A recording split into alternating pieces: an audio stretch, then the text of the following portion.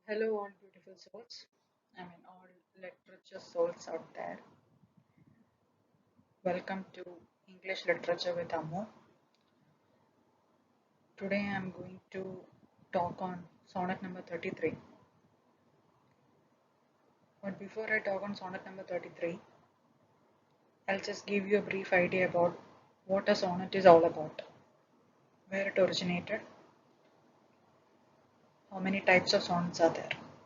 I'll give a brief idea. That's it. I'm not going too deep into the variations of sonnets and all that. I'll just give you a brief idea about what a sonnet is all about. Okay, so sonnet originated at the court of Holy Roman Emperor Frederick II in the Sicilian city. Giacomo Lentini, 13th century poet, is credited with the invention of sonnet. So it originated in the city of Sicily during the Holy Roman Emperor Frederick II time. It was in the 13th century, and Giacomo Lentini, a 13th century poet, is credited with the invention of sonnet. Sonnet derived from the Italian word sonetto, which meant a little song. And by 13th century, it meant a 14-line poem with strict rhyme scheme and structure. Now, around 16th century, it was brought to England by Sir Thomas Watt and Henry Howard, Earl of Surrey. Okay, around 16th century, it was brought to England. Sonnet was brought to England by Henry Howard and Thomas Watt. Now there are three types of sonnets mainly. Mainly there are three types of sonnets.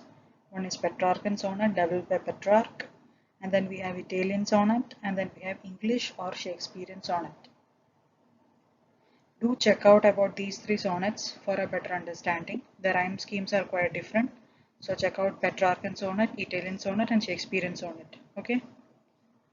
And I'm not going, like I said before, I'm not going too deep into the variations of sonnets, like there's Curtal sonnet and all that. I'm not going too deep into it.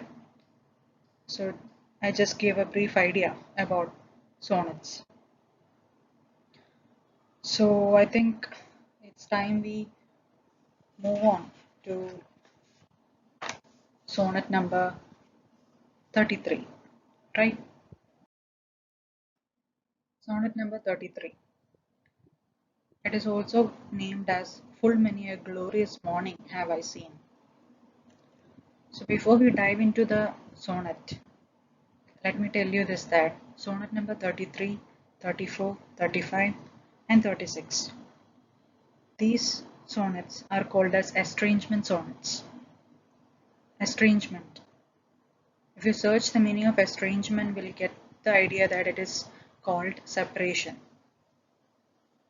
So here there is a separation between the speaker and the fair youth. The fair youth committed a mistake and there is a separation between them, the speaker and the fair youth. So 33 to 36, estrangement sonnets. They talk about the estrangement between the speaker and the fair youth. So keep this in mind. This is an estrangement sonnet. And I'll give you a brief idea what this sonnet number 33 is about. Here, sonnet number 33 talks about when for the first time the speaker saw the fair youth. He was just like the sun. Very beautiful, shiny, charming, radiating energy, radiating enthusiasm, radiating brightness in everything. But later on, this fair youth commits a crime. He does one small insult, a lowly act. And this infuriates the speaker. The speaker just cannot accept the fact that the fair youth commits a lowly act or committed a lowly act. and now they depart. So there is estrangement between the fair youth and the speaker. And the speaker feels so bad about it. He decides to write sonnets about the situation, about what happened, why they got separated, what kind of a lowly act was committed by the fair youth. About all these things was written, noted down by the speaker. And finally, towards the end of the poem, this poem is actually a metaphor. And also there is a pun on the word sun. It is not just the celestial sun, but it is also the sun of the world too, human beings. So towards the end of the sonnet, towards the last two lines, they are called Volta 2, the last two lines. Towards the end, the speaker says, it's okay if the celestial sun, if the heaven sun could commit a mistake. Obviously, the world suns also could commit mistakes. So I am ready to forgive the person. That's how the speaker ends the poem.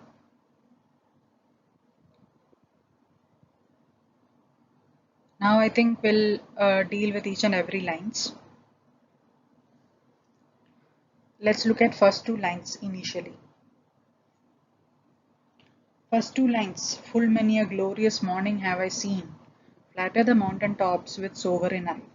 Now sovereign eye here, actually sovereign means something like king or queen.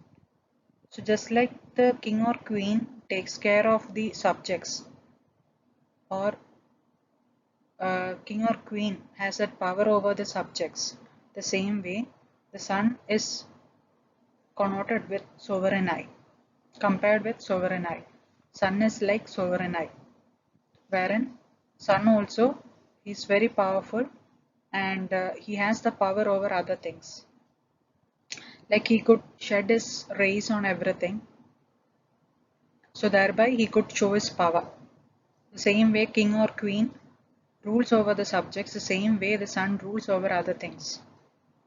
Okay. So full many a glorious morning have I seen, flatter the mountain tops with sovereign eye.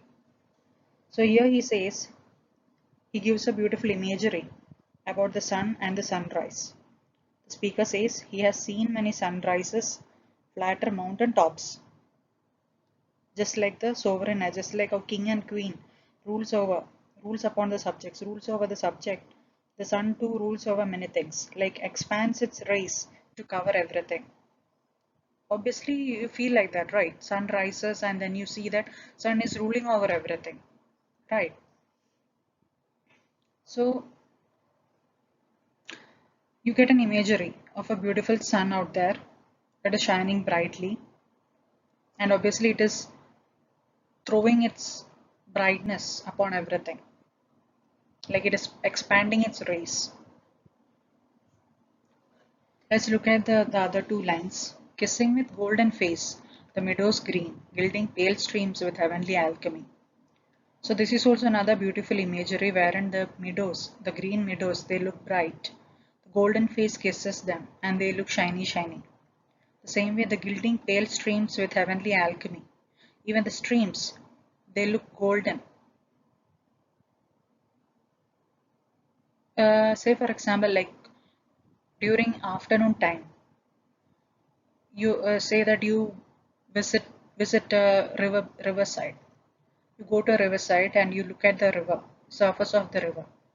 Because of the sun rays, like the sun rays fall on the surface of the water and it reflects.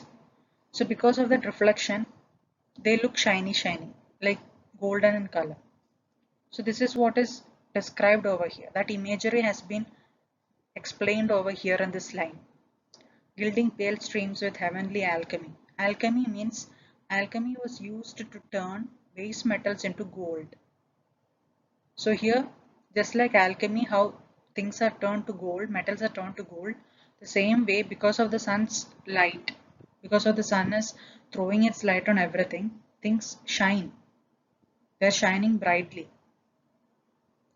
So it's like sun itself is very positive and power, radiating so much of power as well as so much positivity, and it is actually reflecting on other things too.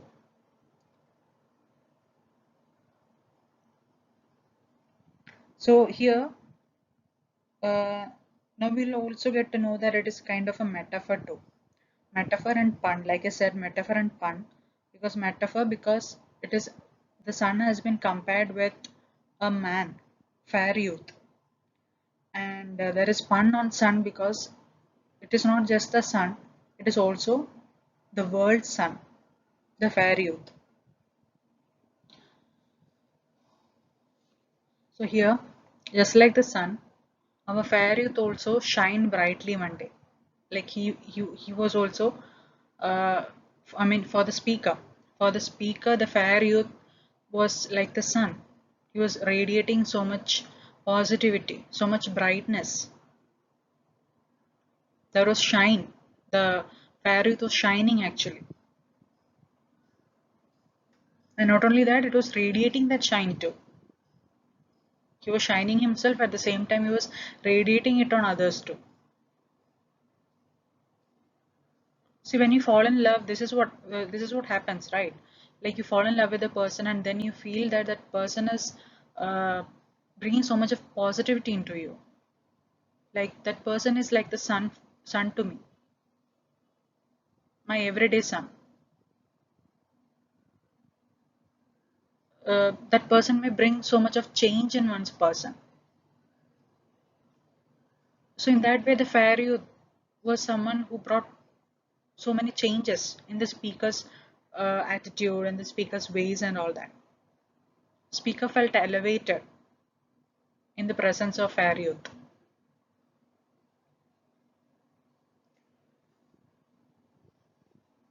So let's move on to next two lines.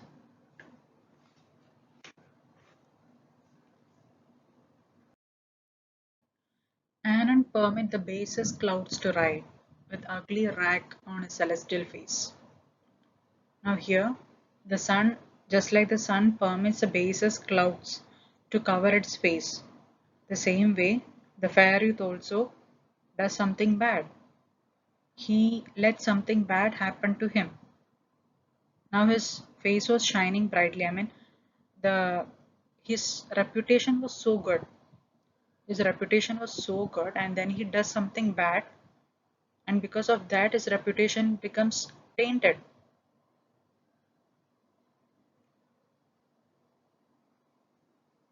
His face has been obscured, just like the sun's face has been obscured by the dark clouds because of the some lowliest act committed by the fair youth. His reputation has been tainted. Just think about a situation where a person, say someone is at the higher authority. Okay, someone is at the higher authority, and that higher authority commits a mistake, makes a mistake. Nobody knew initially, but later on people gets to know about it. So what, think about the situation of that person. Everybody thought that person is in high rank or maybe a good person, and suddenly this particular act that has been committed by him, some negative act, some wrong act done by him, has been open to people now, and people gets to know about it. So definitely people talk bad about him, and it's kind of a bad reputation on that person's name and fame, right? So the same way, the same thing you can think about here. Same thing has been done by the fair youth too. He does a mistake by himself, and his reputation is tainted. Let's move on to the other two lines. And from the forlorn world his visage hide, stealing unseen to west with this disgrace. Now, this is kind of a disgrace to the person, right? His reputation has been tainted, and because of that, now he has to hide his face. He feels so bad about it.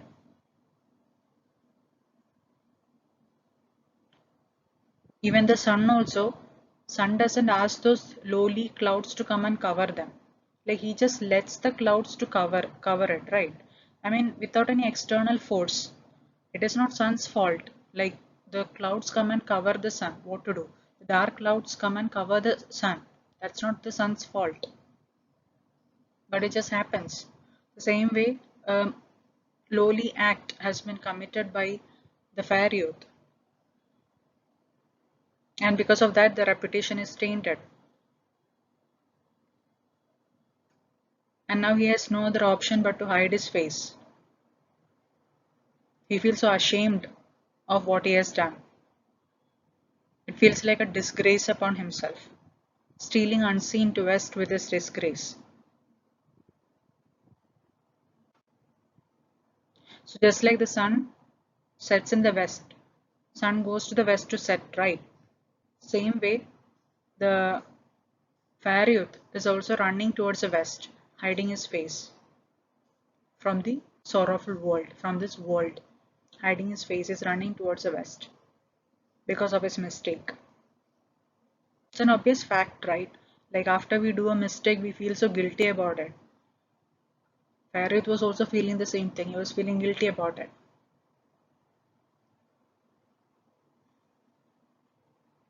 So just like the sun, he goes to the west, hiding his face from this forlorn world.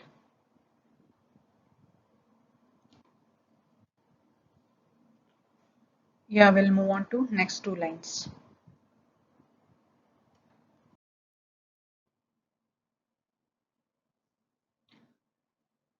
Now the speaker says, or Shakespeare says, even so, my son, one early morn did shine, with all triumphant splendor on my brow.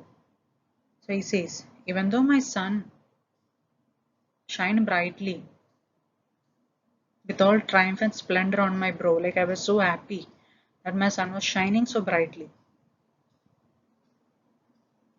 But out alack, he was but 1 hour mine.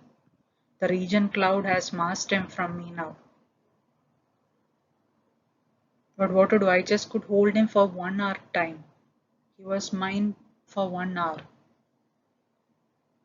He betrayed me.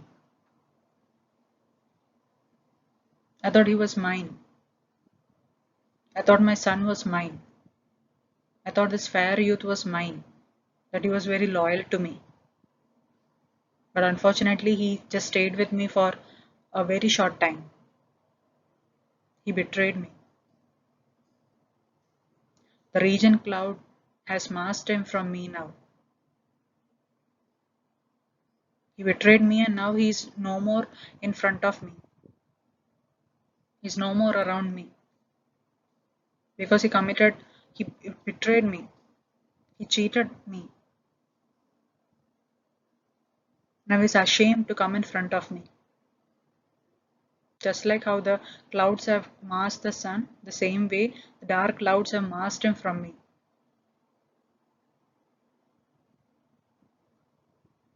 I'm unable to see him now.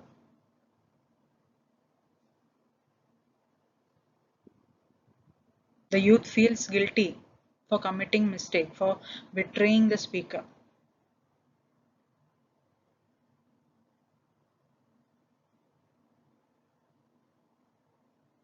And the youth has gone hiding behind the, just like the sun has hid behind the clouds, the same way the youth has gone hiding his face from the forlorn world, hiding his face from his beloved, from his lover, from the speaker.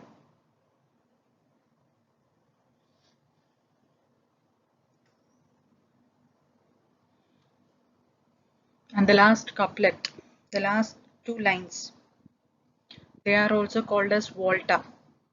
Volta means the last two lines are used to answer a question posed in the previous 12 lines, or shift the perspective, or even change speakers. So here the last two lines will actually answer the question posed in the above lines, above 12 lines, or maybe a change in the perspective, or maybe a shift in the speaker. So here what we see is that the last two lines, let's look at what the last two lines are about. Yet him for this my love no whit disdaineth. Sons of the world may stain when heaven's sun staineth. So the last two lines, they say that even if he has betrayed me, my love for him remains the same. It has not changed a bit. It remains the same. Because sons of the world may stain when heaven's sun staineth. Now he gives an answer, or he generalizes it, wherein the speaker says, heaven's sun stain. Heaven's sun could stain. So obviously sons of the world also may stain. Heaven's sun can make mistakes. So sons of the world also does make mistakes. So it's okay to forgive. I'm ready to forgive. So in the last 12 lines, speaker talks about his fair youth, then he talks about the fair youth's lowly act, and finally towards the last two couplets, which is also called the volta, wherein there is a shift in the perspective. And the shift in the perspective is that the speaker is ready to forgive the fair youth for his lowly act.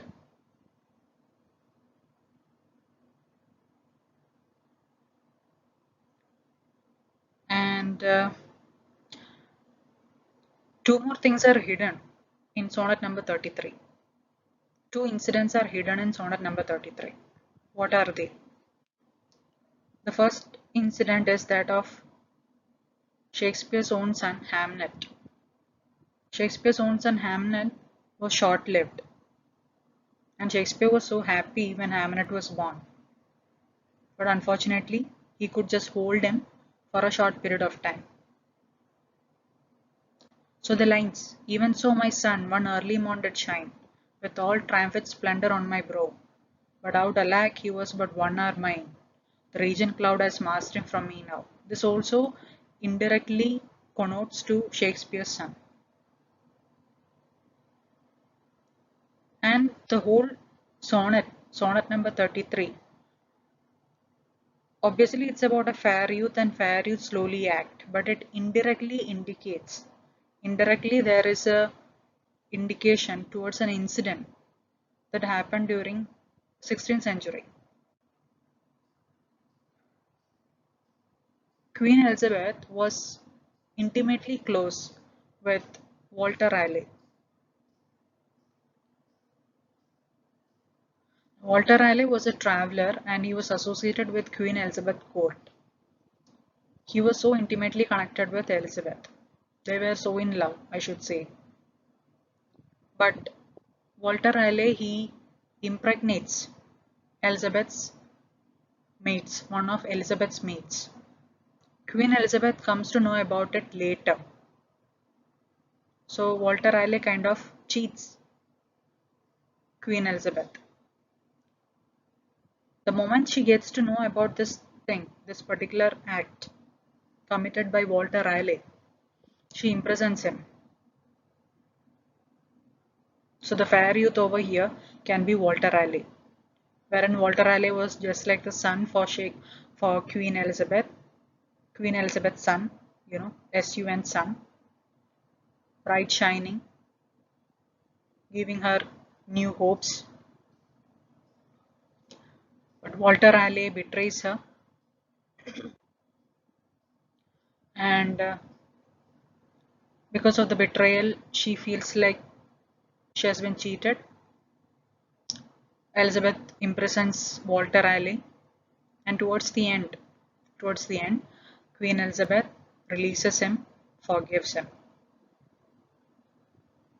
So that's also a story. Maybe Shakespeare is hinting on this story too. There's actually an incident happened during that time, in the Elizabethan time, Queen 16th century time. So this happened with Walter Raleigh. So maybe Shakespeare is hinting on this incident too in sonnet number 33. That's the crime committed by the fair youth.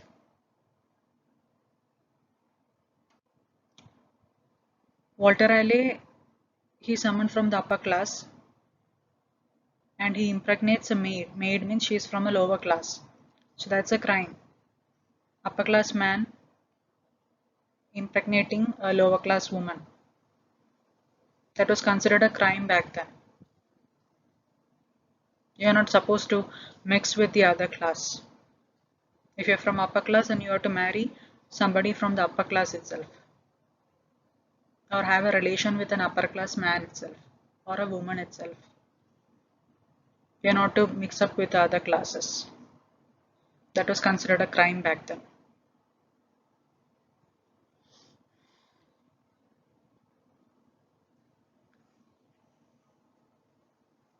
So, okay, my dear souls, all literature souls out there, thank you for listening to my class. Hope you all have a great day. I'll come up with many more videos